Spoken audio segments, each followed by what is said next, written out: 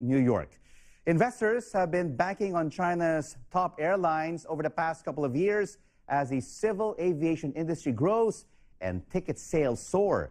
Today, we'll be hearing the latest financial numbers from China Eastern and Air China, but will it all be good news? Joining me now in our studios to talk about China's aviation sector is Matt Driskill, editor of Asian Aviation. Matt, great to have you with us. Good morning. Good morning. All right, so you have the weaker yuan, you have tougher competition not only in the mainland but around the world, and aggressive expansion. What will this mean for China's major carriers? Well, it's a mixed bag, actually. China Eastern is looking to beat expectations. Analysts are talking about at least a 31% increase in net profit. China Southern, slightly above market expectations, apparently, according to the analysts, although profit is likely to be down as much as 40% compared to Q1 of last year. Finally, Air China is likely to be in line with expectations, but profit still down. So much expectations, though, from these mainland carriers, and they've really expanded on the international routes. What is giving them better yields, Matt? Is it the international business or the domestic business? Part of the problem is last year, for example, they actually turned in their best year since 2012. Their profits were, the combined profits for the top three were $2.37 billion. International yields are down a little bit.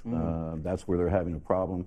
But, you know, I look at it, markets go up, markets go down, stocks go up, stocks go down. You need to look at the big picture, actually, when it comes to China.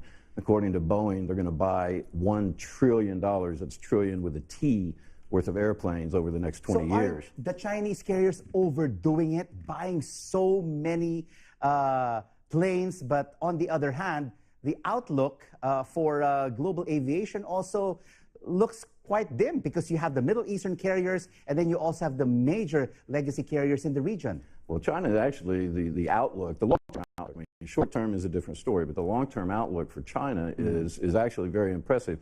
It's going to overtake, according to IATA, the International Air Transport Association, China will overtake the U.S. probably in the next 10 years as the top passenger market in the world.